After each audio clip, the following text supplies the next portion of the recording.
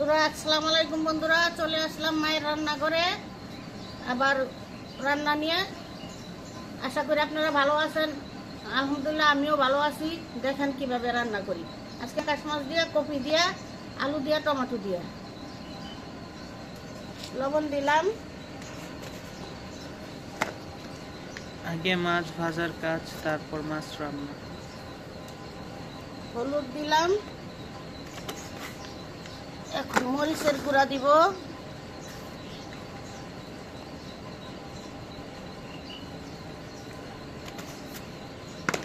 তেল দিব পাতিলে।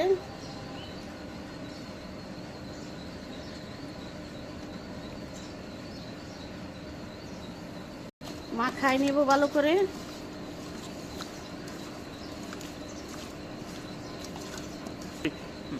দেখুন সুন্দর করে মাখায় নিছি। এখন মাছটা ভেজে নিব।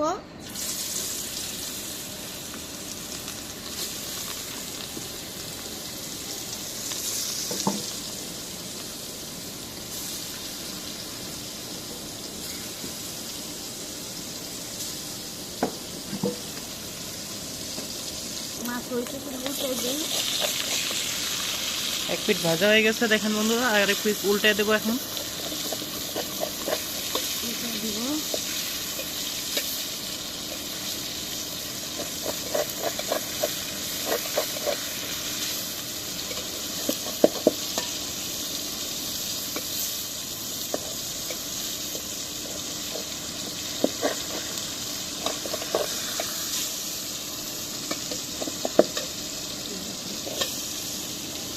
এখন একটু মাছটি নামাই নিব।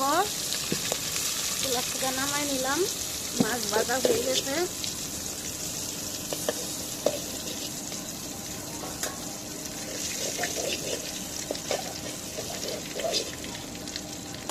মাছটা ভেজে নিছি কত সুন্দর করে। দিব অল্প একটু।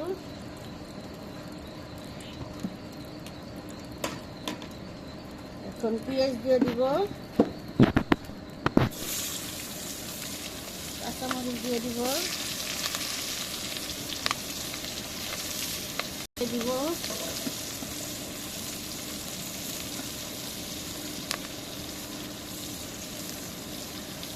এক চামচ লবণ দিয়ে দিলাম।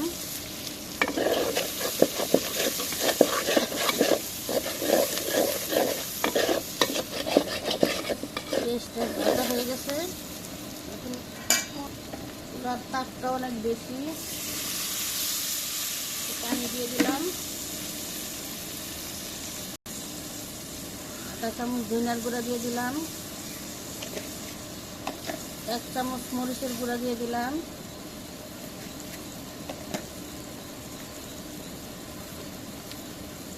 আদা হলুদের গুঁড়া দিয়ে দিলাম। বাটা এক চামচের মতো আদা রসুন বাটা দিলাম।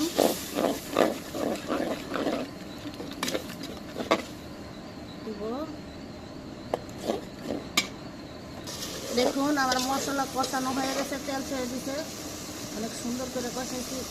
এখন আলু দিয়ে দিব, টমেটো দিয়ে দিব, দিয়ে কষাবো।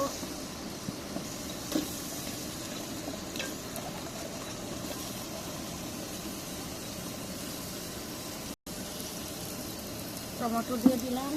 এরপরে তেল দিব।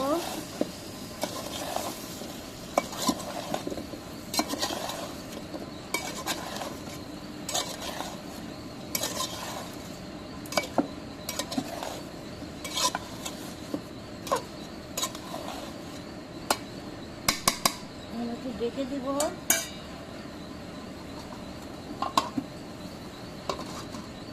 আবার একটু আসলাম লাড়া দিই। এখন একটু ঝোল দিয়ে দিব। কষানো হয়ে গেছে। দেখুন কত সুন্দর করে কষাইছি। ঝোল দিয়ে দিব এখন।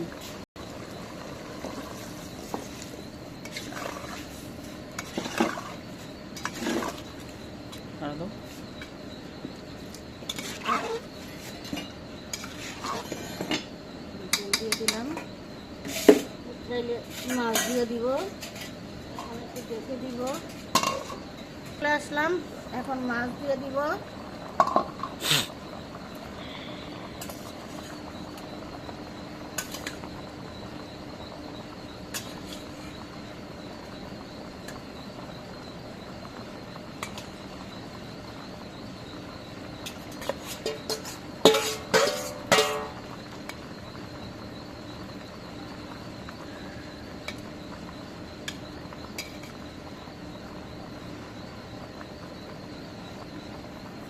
ধনিয়া পাতা দিয়ে দিব, তাই অন্যরকম হয়, একটু মজা হয়।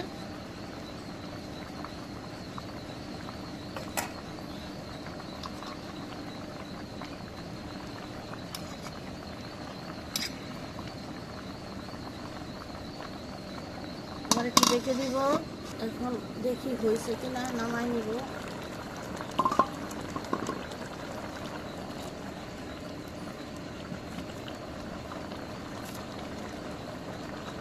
ঠিক আছে, আমি নামাই নিব।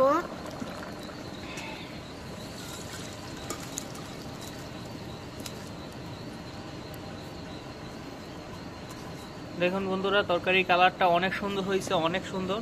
এভাবে রান্না করে অবশ্যই খেয়ে দেখবেন আপনারা, আর কমেন্ট করে জানাবেন রান্নাটা কিরকম হলো।